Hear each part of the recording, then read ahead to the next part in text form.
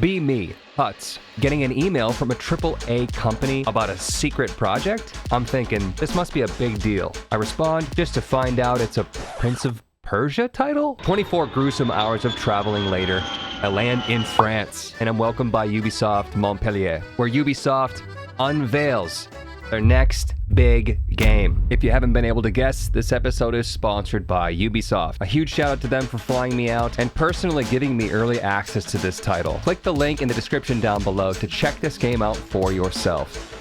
I was one of 3 people from the US given the chance to check this game out early, tour the studio, and interview 3 important people in charge of this game. Judging the reaction and the comments to the initial announcement post, people seem pretty apprehensive about this game and its place in the Prince of Persia franchise. I'm gonna walk you through my experience, show you what I've done, tell you what I know, and we're gonna find out together what this game's all about.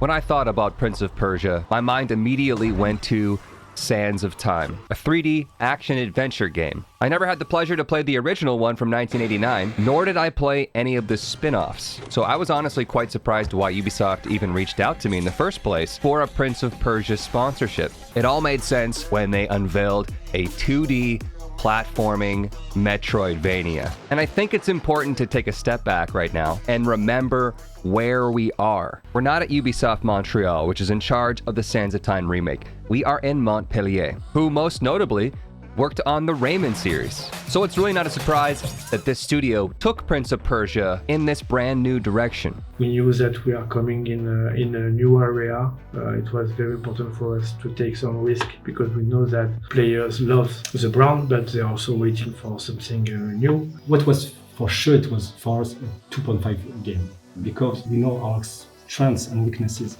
and we wanted to be smart and humble with this game. So Montpellier decided to take the game back to 2D or 2.5D. This makes sense given its origin and the studio itself. But what about the storyline? Something feels inherently different from previous Prince of Persia titles. Most notably, we're not playing as the prince. This time you won't play the prince. Wow. But the prince is still in the game. The prince has been kidnapped and taken to a forbidden land. What about our time powers? The time powers are back, but they won't be in your hands. They will be in the hands of the main antagonist. And I got a brief look at how the enemies controlling time will affect this Metroidvania. Long dead, judging by the rot. How is that possible? They left not long before us. Essentially, it seems that time is in disarray, that some people and some places are not following the correct flow of time. And I think given the nature of the Metroidvania, we're going to see entire areas change throughout the game as these fractures in time are either healed or possibly broken even more. And it's quite clear to me that the studio is not trying to abandon the lore or throw away the legacy, as they called it, of Prince of Persia. We start from a very strong legacy, which is the Prince of Persia franchise. It's very important for us to respect the legacy of Prince of Persia, but that we consider that it was very important to bring very new stuff to the brand. My job first is to decide how the vision could fit the legacy of the game, because we are talking about a Prince of Persia game.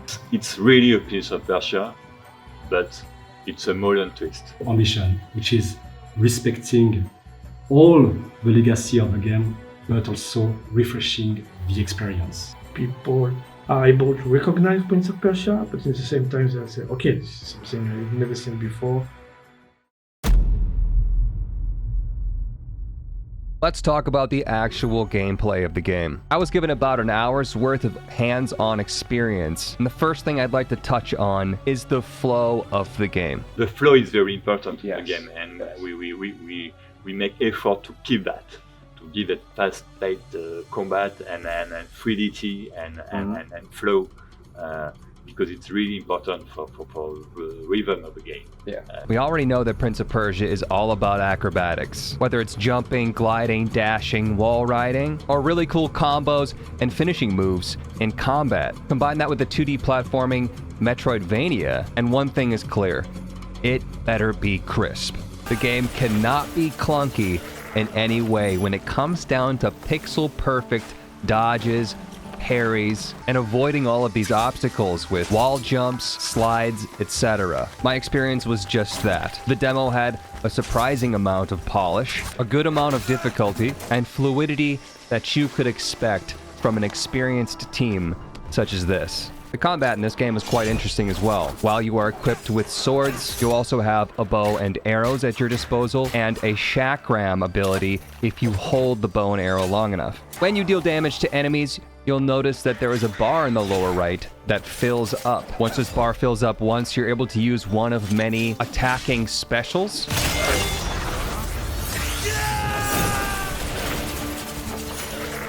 And once it fills up twice, you can use a different kind of special move. In this case, I had a move that puts down a healing aura on the ground.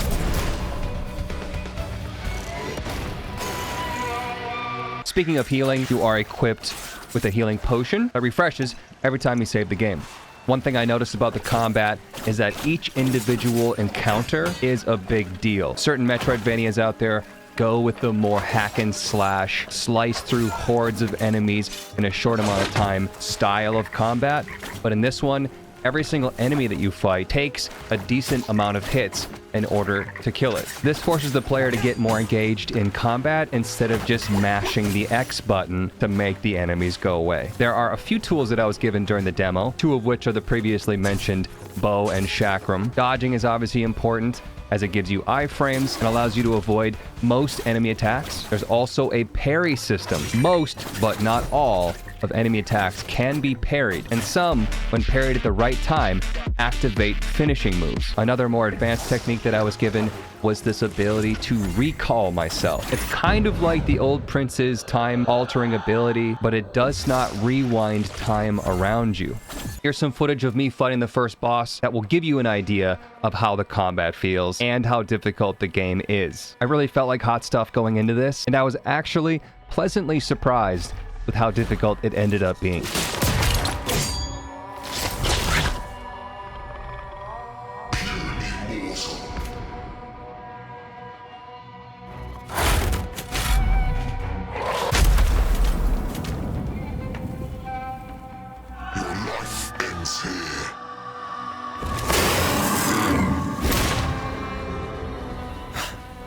Heard that one before.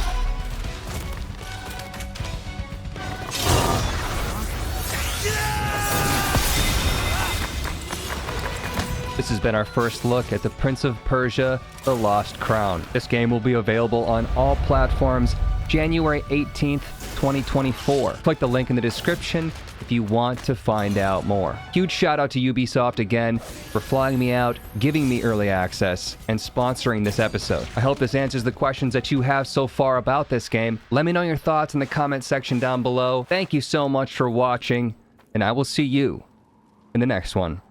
See you guys.